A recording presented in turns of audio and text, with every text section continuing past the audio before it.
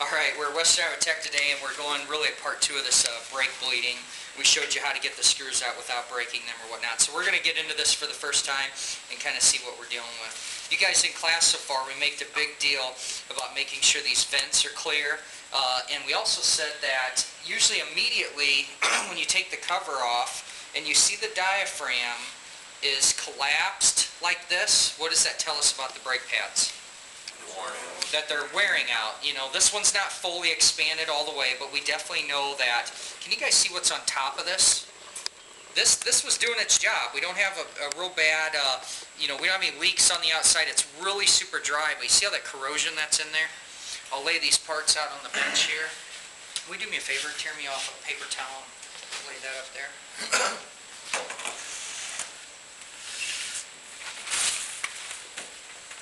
Fold it in half. Perfect. Thank you. Alright, just get some of this out of the way. Now, we said that we could take a paper towel this up, but did we say that's very green?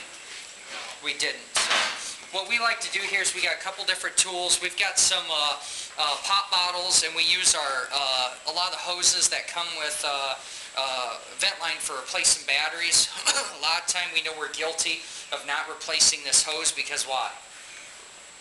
Don't want to route. Difficult routing, and if it's good, and we don't end up wanting to peel that all the way back through. So if you're going to use this new brake hose, what do you have to be careful of? Slits in the end. They always come with slits on both the top and bottom, what, about an inch down or so it's breathable. You got to cut those slits off before you go ahead and use this. But what we're going to do is we're going to simply use our bottle here, and I'm going to get some help from Rob to hold this. And we're going to take and be a little green about this, and we use these syringes. Now, not in the video, I'll tell you another time about my funny college experience of trying to buy these from a pharmacy. They don't tend to like to sell needles to college kids for some reason. I don't know what the problem is there. The best place to get these giant syringes is from a veterinarian.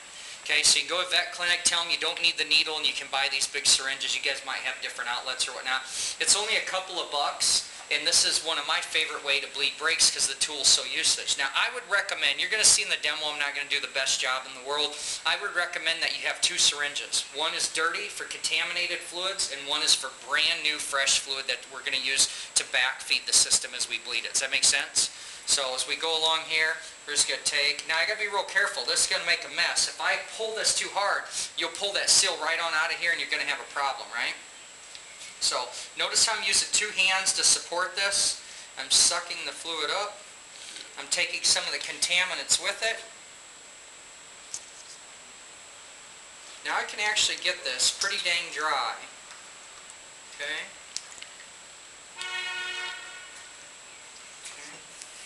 Now from here, we're going to take and just use our reservoir. Be real careful. If you push this and make a mess all over the place, you're gonna have a bad day. You know, and actually to get better about, you know, making sure and using 2, I noticed that I do have 2 of them in here. We've got some brand new ones for you guys. These are a little bit smaller. I think these are, what are these? 30 millimeter syringe. I think this one I thought was, yeah, 60. So this is like 600 cc's and this is 300 cc's to get kind of an idea of what that looks like. So we'll switch here. See if any of these have ever been marked. This one's good and clean. We'll go ahead and use this to basically refill. So can I get a can of brake cleaner? Or I mean a brake fluid, I'm sorry. Alright. So we got typical DOT3 brake fluid, which is common to be used in these older bikes. Now this one here, we have to be careful because those 2 long bolts I took out of the cover actually hold this in place. The only thing sealing this right now is an O-ring underneath this. The other thing, if I were to start pumping this right now, what would I put into the system? I would put air into the system, okay? So, what I'm going to do now is I'm going to open up my new brake fluid. Can you get down here?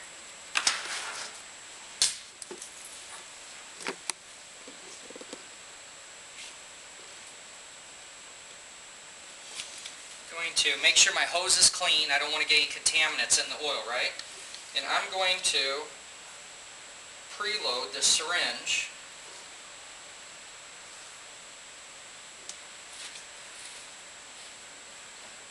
And what you guys can't see, can you hold this up in the air for me? Get back up here. Try as much as possible to get the air, all the way out here.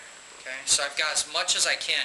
Now when I go to fill backwards, I'm going to fill from the brake caliper and fill it up. I want to make sure that I'm not pushing air into the system. Does that make sense? So over here now, take this. I'm doing everything possible to not drip brake fluid all over the place. Make sense? Okay, being real careful, real intentional. Okay. Can you bring the camera over here? I want to make sure that my bleeder's clear and free. I've already taken some time to clean the bleeder out. I've also already broken the the brake bleeder and opened and closed it quick so I know that it's not seized. And now what I'm going to do is I'm going to basically, I need, let's see, can you give me some white paper towel? And then I need the soapy water too. Okay. I said that I don't want to put air into the system. Even though I'm going to push it all the way up, there's no point in me doing this intentionally. So this is kind of a little hard trying to always, make this fit for the camera. But what I'm going to do here is I'm going to, the brake bleeder's closed, so I'm not going to put air in there. I'm going to ask Reed to come here and hold this off a little bit. I'm going to purposely, and actually what I'll do, give me that reservoir. The pop bottle. Come over here on this side. We want to try and get brake fluid all the way. You're going to have to hold it for me. Okay. We're going to basically preload the, can you hold the hose? Put the bottle on the bench. There you go. Okay. Kind of bend it. Hold the bottle so it doesn't spill. Does it take much to knock that bottle over and then have an absolute nightmare on your hands? Nope. It does not. So what I'm trying to do is, I'm trying to get any air out of here. Now do you see how the air wants to go up? When I put this below, tapping on this, I'm going to get this air as much as possible. Okay, do you see how we're almost all fluid now, right? I'm going to hurry up and go back to my bleeder. Okay, there's a little bit in there, but it's not as bad as it was.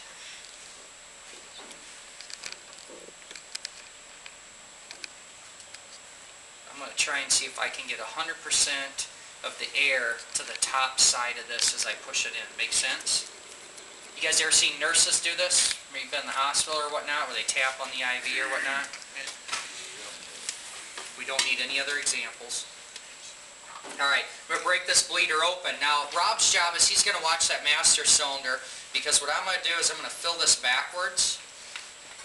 And I'm really guessing right now that this brake can actually benefit from this because it's being hard to push this. If this was clear and there wasn't any junk in there, man, that thing would just be pushing right on up there. But it's taking a little bit more effort. Here's where you got to be careful. Do you notice how I just kind of keep taking my time and I'm lightly pushing this? And then I keep making sure my hose is secure. If I put enough pressure on here, you got to think of the seal of this piston here is stronger than that hose around that nipple bleeder. It is going to burst off and shoot brake fluid everywhere. I keep getting dry here too, right? So we want to be intentional on that. So I'm going to take both of these here. I'm just slowly paying attention. Now, Rob, am I getting any fluid up in there? Yeah, I can see it coming out. Okay. Now we should. You're going to tell us when we actually get full.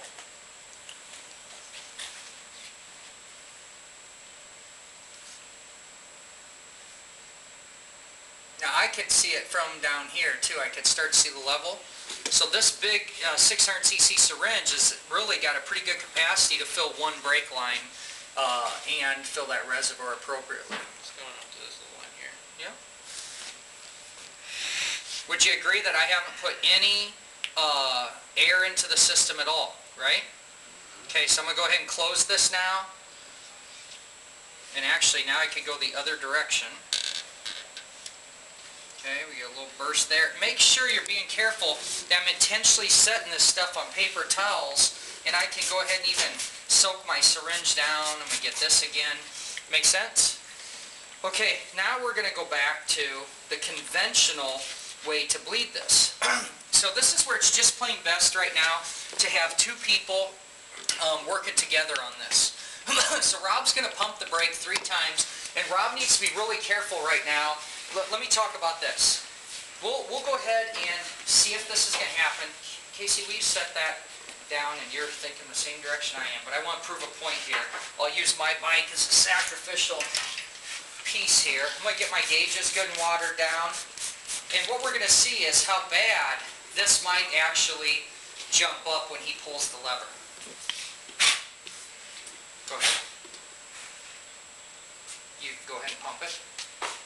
Okay, you're getting a little shoot out of here. This one's not shooting up. I mean, sometimes this thing will shoot up, 6 inches and it gets all over the gauges or anything else, and you're going to have a bad day. So what Casey's going to do is he's kind of just, I can tell, dump that debris out. He's going to go ahead and put the cover on here. Do you notice how crappy this fluid is that's back up here? So if we really wanted to be intentional about it, couldn't we actually syringe the fluid that we just took out of the caliper and out of the brake line and re-syringe it out, fill it up with fresh fluid? Why don't we do that quick? We've got that other syringe down there. Yep. Yes. Just go ahead and syringe all of this out of here.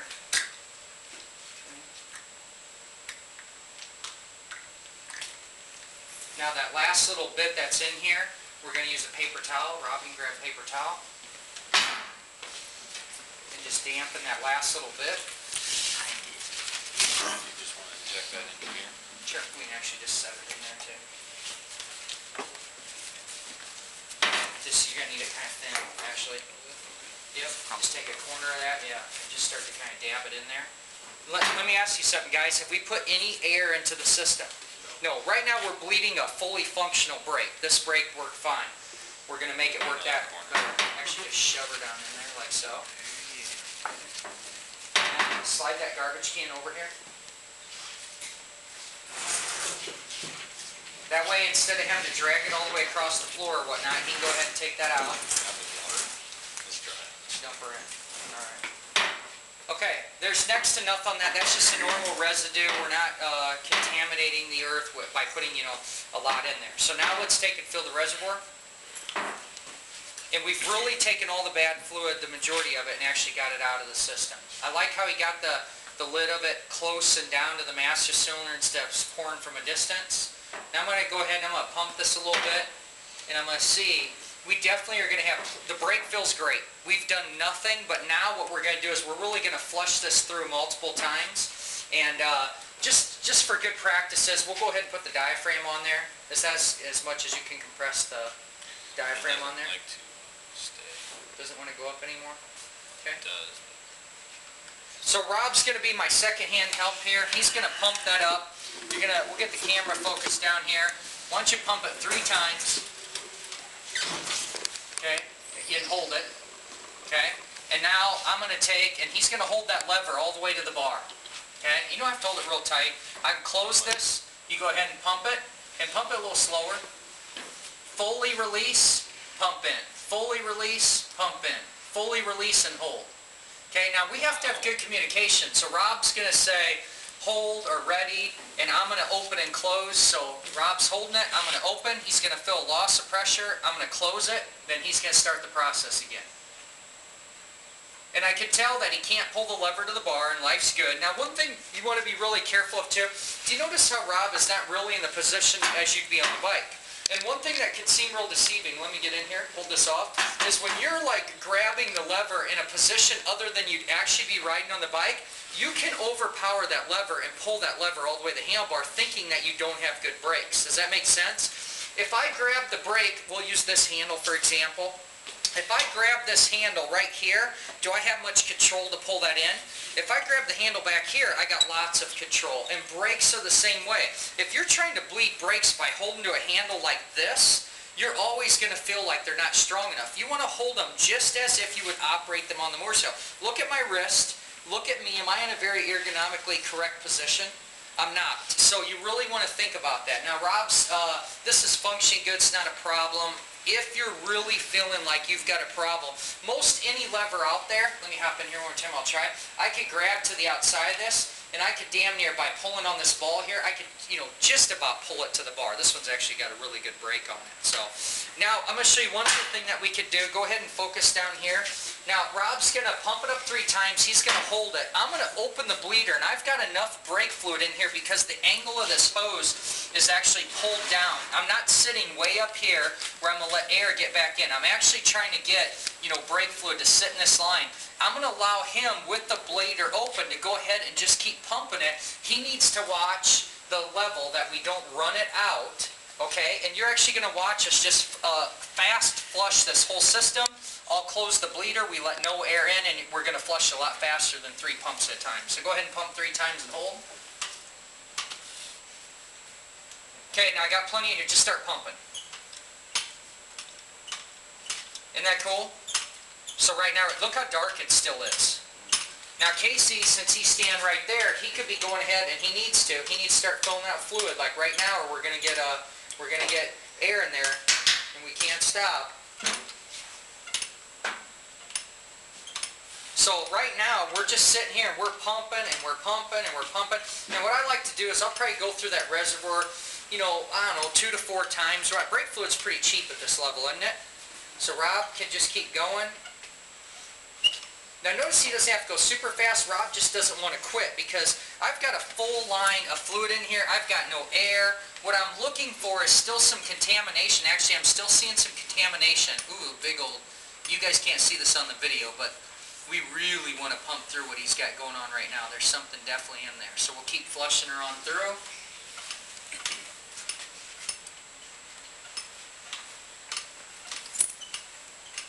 Oh yeah, look at that. Can you see that, Kelly? Look at that. Just crap that's in there. What would truly fix that, I'm going to go ahead and close this. Rob's going to feel a good pressure. You can just keep pumping. He's going to feel real good pressure. And now I'm going to put that debris or that junk right at the nipple there. He's going to hold.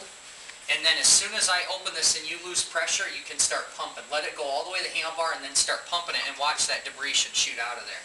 Ready? Go. Oh, see it? You see that great big chunk come out? That's how I'm cheating, and I'm actually cleaning the caliper out. Make sense? Okay, we'll flush that caliper down just this one last time. Why don't you let it get a little empty, a little more empty, so we know how much we're putting through it. A lot of people don't use this technique here to speed it up, so you can go ahead and hold. I'm going to snug her down. He's going to top it off. We're going to double check our work. Ideally, we'd loosen this clamp. We push the back of the bike down, rotate the tire, check the brake in how many spots? Multiple, right? Definitely. So, guys, that's a great example, a real quick video. Pump it up here. Yeah, we definitely don't want to bump the bike. Let's just talk about a few more things about this that we talk a lot here at the college about problem prevention. This bike that we did a demo on, that master cylinder was in the correct place. Let's talk about a lot of the V-twin cruisers and stuff that are out right now. You have handlebars that are like this. Can you get me? You have handlebars that are out like this, and the master cylinders are at an angle. When you want to do the clutch or a brake, let's say like on a VTX, you actually have to turn the handlebar sideways. You would not be able to do it on the lift. Knowing that you can't typically do it on the lift, you want to set the bike on the ground and be prepared to do your brake bleeding on the ground so that you put the master cylinder in that correct position. Once I have the master cylinder correctly bled of air, once I have the cap on, once I have it sealed, I'd have no fluid leaks. When you move that handlebar in the correct position, the level of fluid is still above the banjo bolt. Does that make sense? And that's how to also check the reservoir. What do you think the service manual and owner manual tell you to do at the handlebar? Put it into a position so that that sight glass is going to be in a more level position. Does that make sense? Sport bikes are the same way. We get some sport bikes with some crazy angled clip-ons. You got to be able to put those on their side and angle that as well. We got a little bit of cleaning we're going to do. These rubber diaphragms do not like card cleaner, parts washer, brake cleaner. I would say just good soap and water on those so that you don't swell them up. We want to get that debris out of there, but we've got a really good functioning brake on this, and this is how you bleed it. By sucking it out, back feeding it, so if there is any air in that system, we're pushing the air out of the system, and you notice that we didn't even have to do any bleeding at that point. All the air was gone and out of the system. We just did some contamination prevention. Make sense? The way people usually do this is they start from the top, they open the bleeder, and they're basically forcing all the fluid out the bottom. I think that this is just a faster way. And if you've got some junk or crap in the master cylinder, do you really want to push it into the piston to get above a bleeder and out? No, I don't think so either. So that's a conventional way to do it. Works really well. We'll make some other videos on using some different tools of how to do this. I hope you like the syringe trick.